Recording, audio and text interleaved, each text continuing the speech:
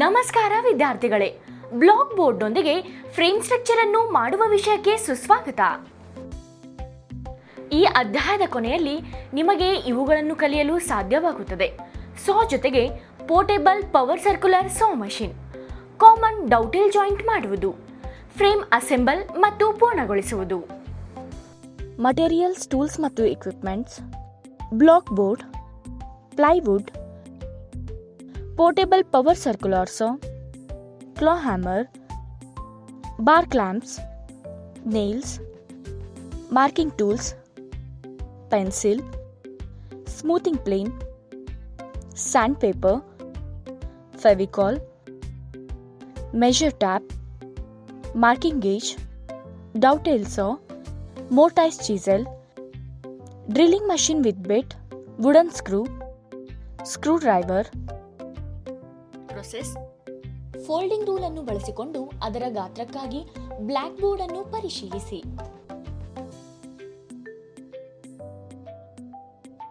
Square ಮತ್ತು pencil ಬಳಸಿ drawing ಪ್ರಕಾರ ಸ್ಟ್ರೀಟ್ ಎಡ್ಜ್ ಅನ್ನು ಮಾರ್ಕ್ ಮಾಡಿ. ಫಿಗರ್ 1.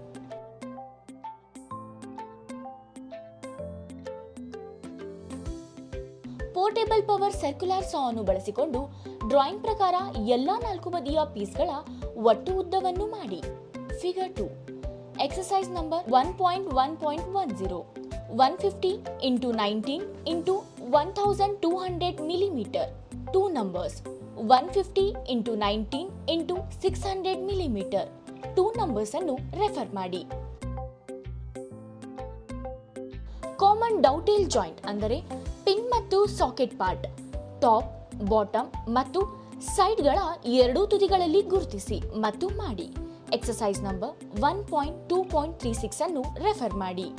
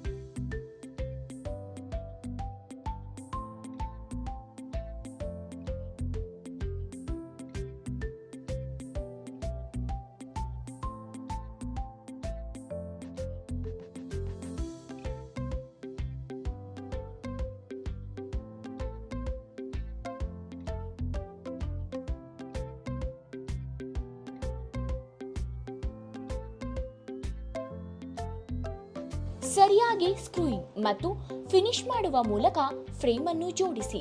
ಫಿಗರ್ 3. ಎಕ್ಸರ್ಸೈಸ್ ನಂಬರ್ 1.3.60 ಅನ್ನು ರೆಫರ್ ಮಾಡಿ.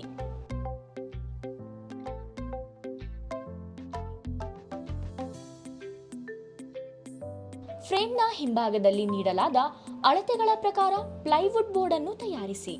ಫಿಗರ್ 4.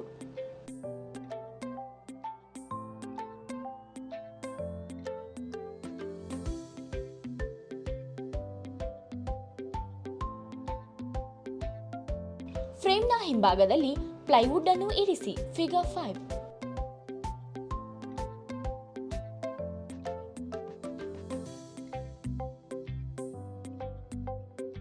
ಸುತ್ತಿಗೆಯಿಂದ ನೇಲಿಂಗ್ ಮಾಡುವ ಮೂಲಕ ಪ್ಲೈವುಡ್ನೊಂದಿಗೆ ಎರಡೂ ಚೌಕಟ್ಟನ್ನು ಜೋಡಿಸಿ.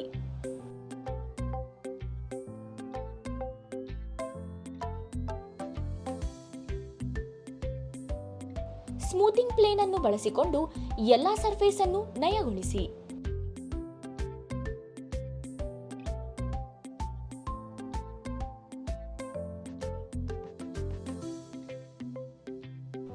ಫ್ರೇಮ್ನ ಮೇಲೆ ಸರ್ಫೇಸ್ಗೆ ಸ್ಯಾಂಡ್ ಪೇಪರ್ ಅನ್ನು ಅನ್ವಯಿಸಿ.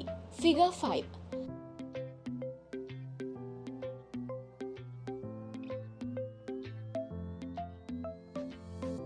ಲೆಂತ್ ಮತ್ತು ವಿಡ್ತ್ನ ಅಗತ್ಯ ಇರುವ ಗಾತ್ರವನ್ನು ಪರಿಶೀಲಿಸಿ.